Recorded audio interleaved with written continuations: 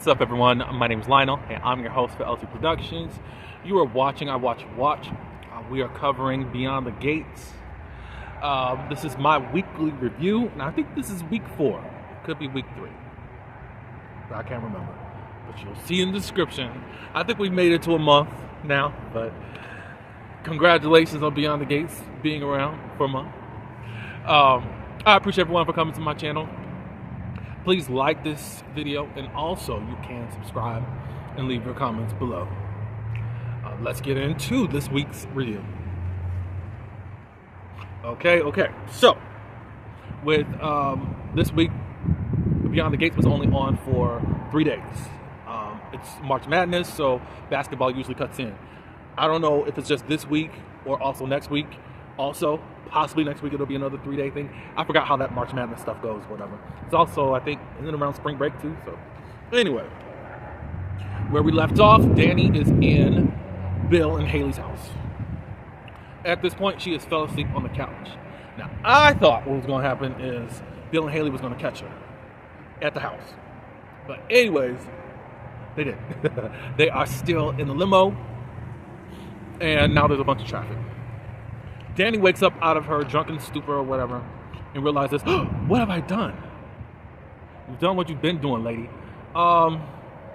Sometimes it feels like Danny is a different person. I don't think that she's got like DID or anything, but it's like, you're like, what have I done? Ma'am, you did all this stuff and now you're trying to like, oh my God.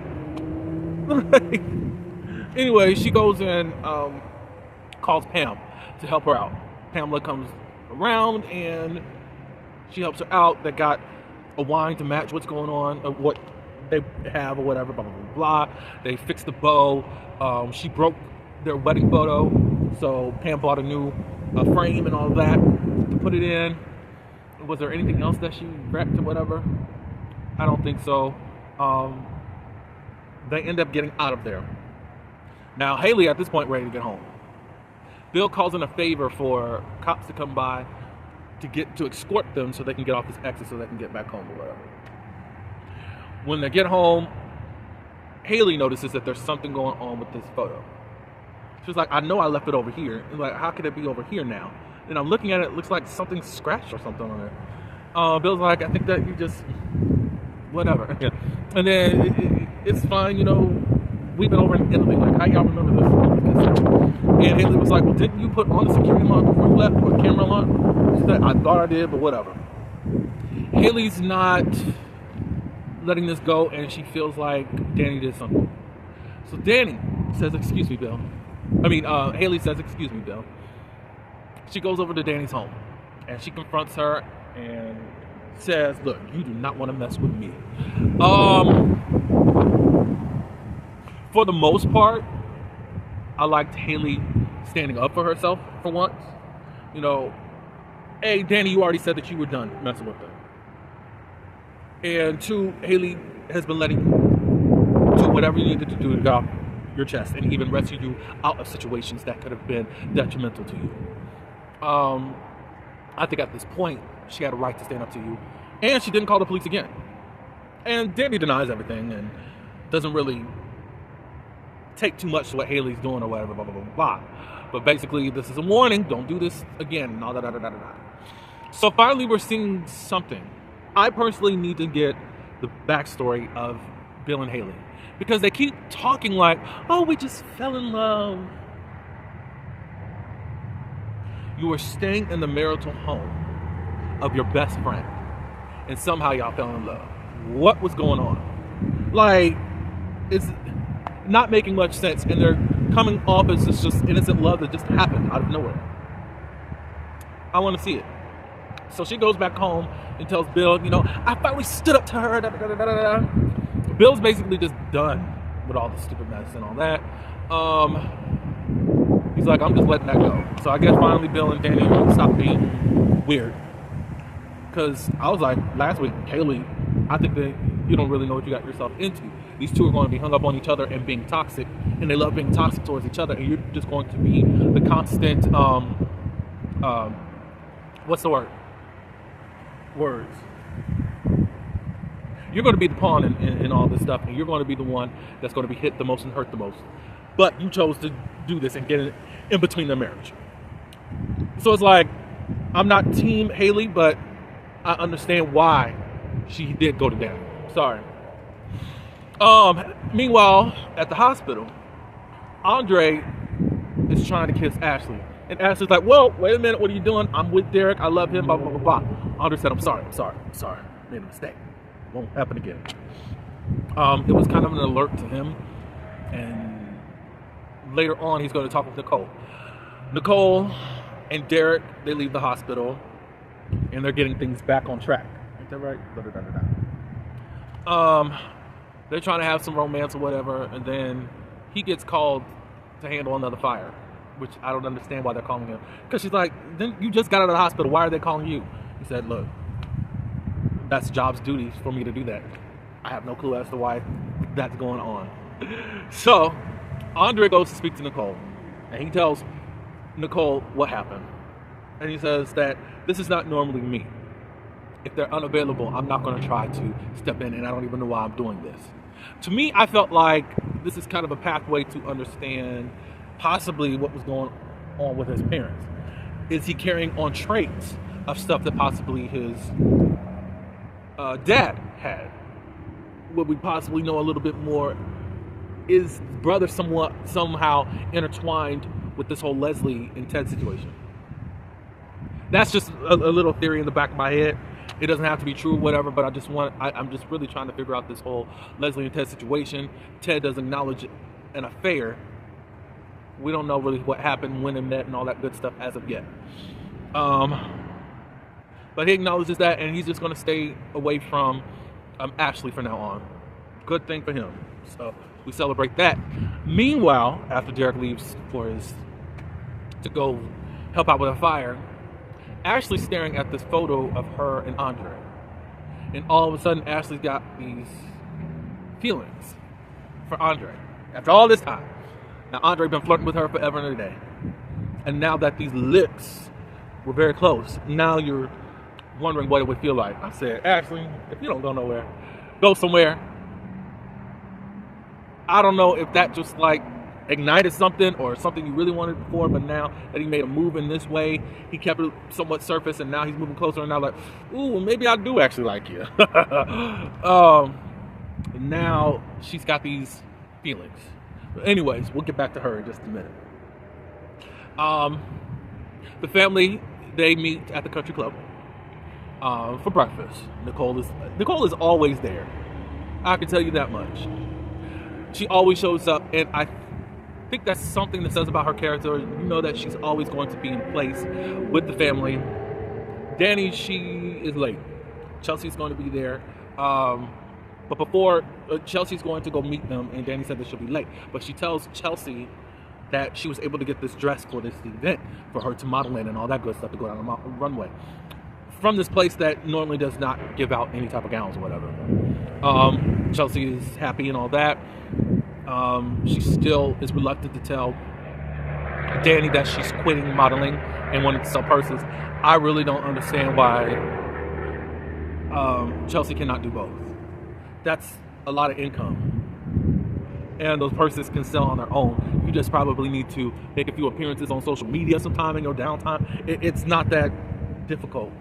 So, cool that you're going to be selling these purses or whatever, but hey, you could have a lot of income on your own still. That's cool over there. Chelsea makes it there. She tells the family about what's going on a little bit. Danny ends up coming. She's late. Normally is late and all that good stuff. So I think later on we're going to see a shift come about with Nicole. I think Nicole is kind of this straight-laced person, always the one that you can count on, always going to be there, always going to all the stuff. Of course, things happen, you know, with her being a doctor and all that good stuff, but at the same time, she's, I think there's going to be something. Possibly something's going to turn in Nicole after she finds out about Ted and Leslie and Eva and all that good stuff, in my opinion. Kat is there for breakfast.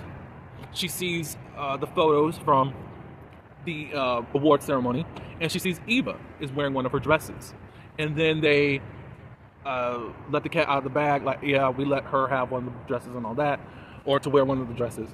And of course, the cat goes off in her way. She doesn't be disrespectful. But honestly, I don't understand why you did that. Y'all could have had a dress bought for her, and that was that on that. That you didn't have to take Cat stuff. And then Cat and Eva aren't the same size. Eva's a little bit more filled out, and I'll leave it like that. So I didn't understand why she thought that she could fit in that size. I'm surprised Cat didn't say something like she done stretched out my clothes. I was surprised because that's the type of insults that she likes to give.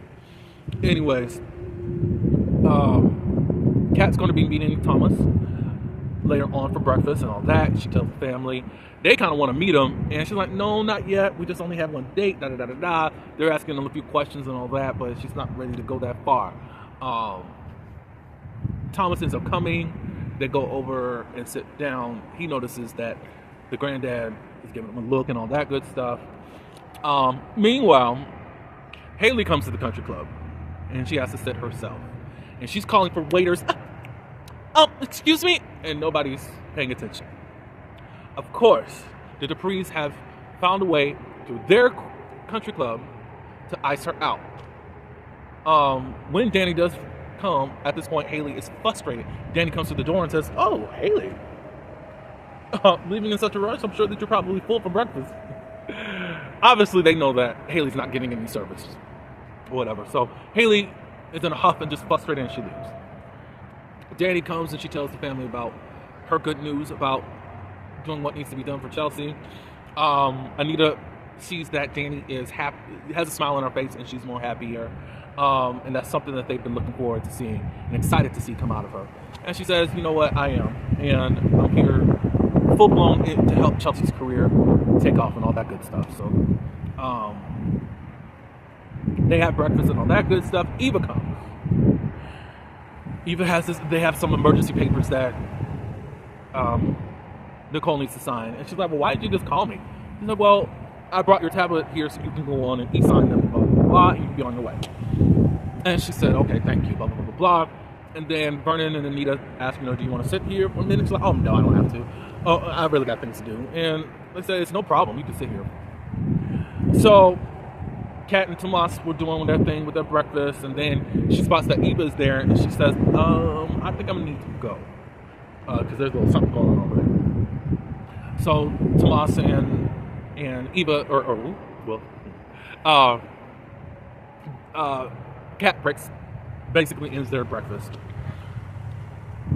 Kat goes over to the family table and tells Eva, you're at the wrong table and you're in my seat. And then Eva, just graciously gets up. Nicole's like, that's not good. You should not be doing that to her. Blah, blah, blah. She's got to go. She's got something she has to do for you guys, right? I do think that Eva is laying it on really thick as a personal assistant, in my opinion. Did Laura do all this stuff? That's just my opinion. I don't get it. They just got her just so underneath Nicole. I mean, I think she's helping, but at the same time, like, back up a little bit, girl. You only been here for a week,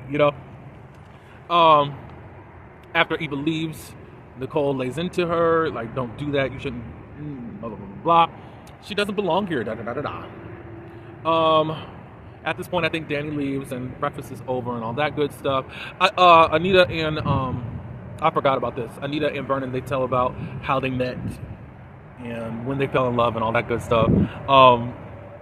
He was at a concert or something at one of the theaters, and Anita was still with her girl group at the time. I forgot the name of them or whatever, but he noticed her in that right there. He was love struck at first sight. So, I feel like Vernon and Anita are the Tom and Alice Horton of Fairmont Crest. Of course, when we meet Alice and Tom on Days of Our Lives back in 1965, I was not alive. But at this point, they were grandparents. They had a teen grandchild, Julie. I think she was aged a little bit the next year or so. But anyways, at this point, love conquers all. They were an example to help out their children. Their children were grown. Most of them had children or whatever. They had their own drama going on. So it wasn't like Tom and Alice were dealing with their own drama. They kind of just helping guide their children through their stuff. The Hortons were a mess in the 1960s and 70s. Let's make that clear. Mickey was and Maggie was still a mess in the 1980s. Like, they were a mess. You know, they helped really push the show on for a decade and a half, and then they brought on the Bradys and all that. Of course, there were other characters in between there that helped. You know, Bill and Laura and Mickey, they carried the 60s, and then also part of the 70s, and then it was Doug and Julie along with Addie Ford, you know. And then, of course, the Bradys came along in the 80s and all that good stuff, and the Mirrors and all that came along. So it was pretty cool. Anyways, let's get back. I just feel like that's their place. Let's see what else happened. What else happened? Jacob. Jacob is on a steakhouse with his new partner, Marcel. This is how I feel. I feel like Jacob and Marcel are giving Training Day. Remember, Training Day is with Denzel Washington and Ethan Hawke. That's when Denzel Washington won the Oscar for. He was a bad cop. Now, it looks like all Marcel is like, look, I've been here forever. You're a rookie and all that, almost a rookie, but you play everything by the book. Called him a Boy Scout. Like, you just trying to be stickler to everything. Like, not really respecting Jacob because of who he is. Like, once you really get some experience in this, you shouldn't be this straight-laced. So they're at the stakeout, and they see Joey Armstrong. And they're wondering what's going on. They give him like a package, possibly money. And they were surprised to see him there, considering all the businesses that Joey's involved in. And then Jacob's ready to go and question him. And Marcel said, no, not now. So I'm wondering if Marcel is a dirty cop. Although he's on this stakeout, you know, is he benefiting by this by chance? Because it's like he don't want to respond to anything. Unless he's just really experienced and just knowing that we need to take our time with this whole situation. I don't know as of yet. Naomi meets with 3 assistants that worked in Bill's office. There's a guy there that was Bill's best man at his wedding. Basically, there's been a lot of mistreatment and sexual harassment. All these girls, 3 of them, have been fired when they did not take a hold to his sexual advances. One girl was up for a promotion to being a paralegal instead of just an assistant. And when she said that she had a boyfriend after all of his sexual advances, he ended up giving her a real bad review. And then all of a sudden, Haley became the paralegal. They want Naomi to represent. She's like, she doesn't know if she should really do it because it's really a conflict of interest. But they said, well, most of the people they went to as far as attorneys don't want to go up against Bill. You know him, you know his strengths and weaknesses, and we think that you're the best match in regards to all this. So she's going to think about it and all that. I'm actually ready to see Naomi in the courtroom. I want to see what she does. I want to see Bill in the courtroom also. I want to see how that plays out there in regards to that. But Naomi does talk to Jacob, and Jacob talks to Naomi about their frustrations of their jobs right now. Naomi knows how she's feeling towards her father, and she doesn't want that to get involved in her being able to execute this lawyer situation. So she's indecisive into what to do at this moment. Let's see what else is happening around town. Did we see? Next thing up. Let me go to Smitty and Martin. The children, they're up to something. The sister Samantha is encouraging Tyrell to tell their parents about what's going on with him. And he's basically saying that he got it and don't say nothing. Smitty already can smell that something is cooking and something is up.